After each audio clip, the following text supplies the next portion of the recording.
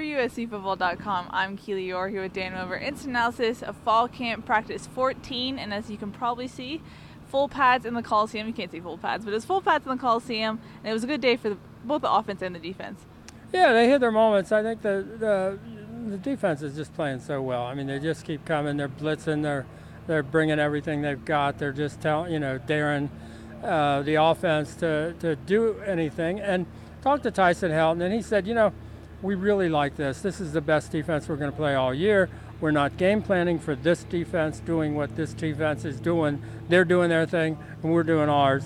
And they make some plays, we make some plays. I think, the defense made more plays, but I think it's and there are times, for example, where they get a blitz and somebody gets a hand on Sam and they blow the play dead.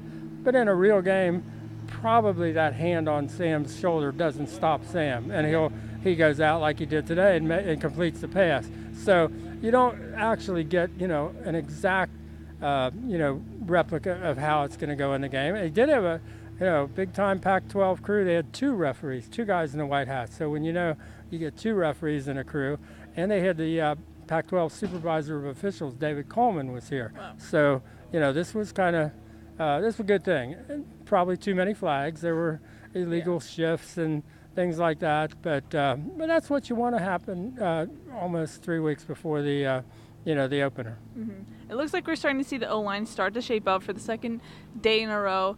Toa Lobodon was solely at left tackle, Nico Fala solely at center. We asked Coach Callaway about it, and he said no comment, and Helton said that they're continuing to double train both of those. But we're seeing it shape up.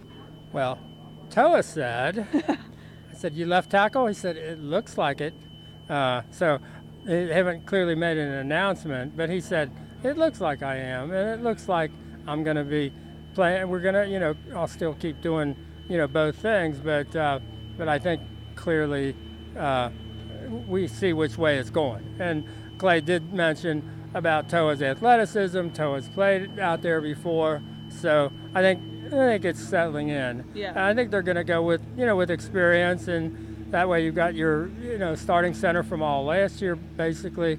In Nico, you got a guy like Toa who started double-digit games at center, guard, and tackle. Yeah. So, and you got Chuma who started, Chris Brown who's been a starter. So, I think they're going with experience and see where that goes, but without closing anybody out, because they keep saying by the end of the week they'll have both the first and second five grouped together. Although today we didn't see Andrew Voorhees. They held him out with a sore back, a little precautionary, so we didn't get to see, and he's probably in that group of 10. Mm-hmm. As far as more injury updates go, Daniel Imatorbhebhe got to do some individual work in full pads, which we haven't seen in a while. Michael Pittman, though, he was going for a catch, landed awkwardly on Jack Jones, and it looked like he sprained his ankle. I overheard him saying he thought he broke it initially. The trainers told him that no, you sprained it. X-rays were negative, so it's just a high ankle sprain for Michael Pittman. Yeah, at first you could tell he was really worried, and he was really very, very unhappy. I mean, there are times you're not sure if you're better off having a break in there compared to a really bad ankle sprain. I mean, you never know in terms of healing.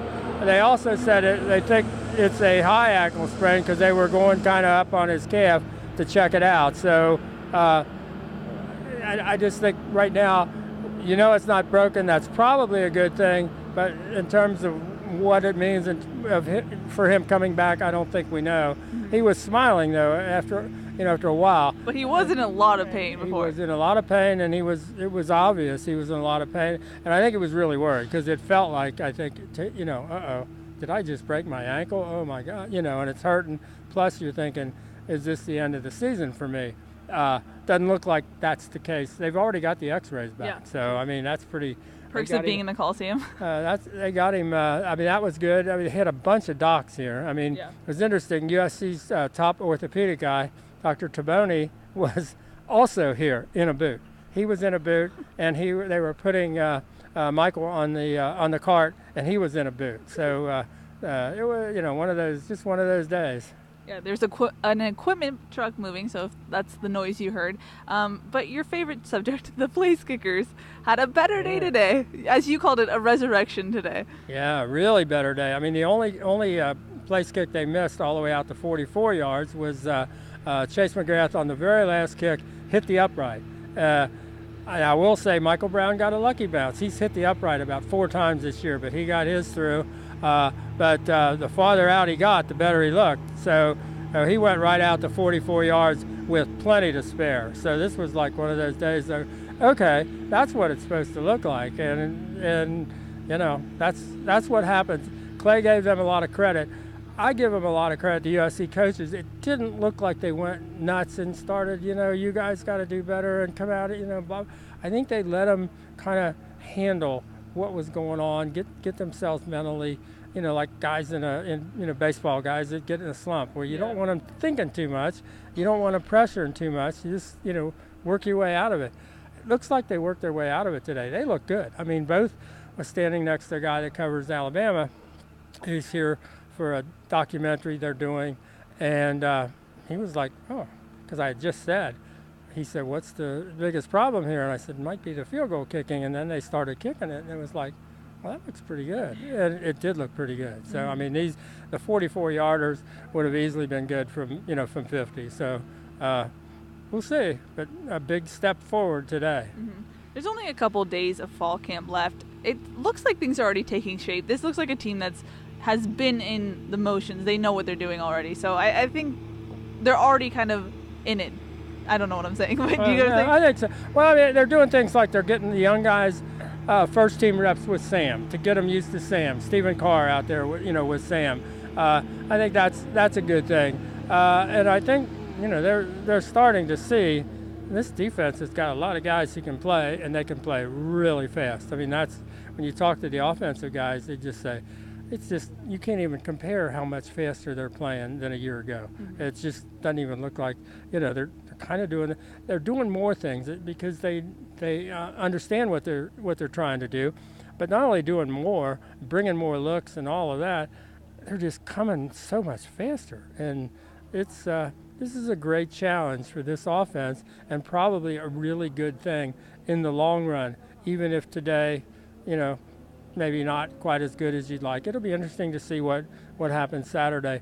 But again, you got to give the offense credit. They're not game planning for this defense. So it would be a different story if they were game planning specifically for what this defense is doing. They're not doing that. Mm-hmm. All right, that's going to wrap it up for fall camp practice number 14. For Dan Weber, I'm Keely Eure. For more, check out uscfootball.com.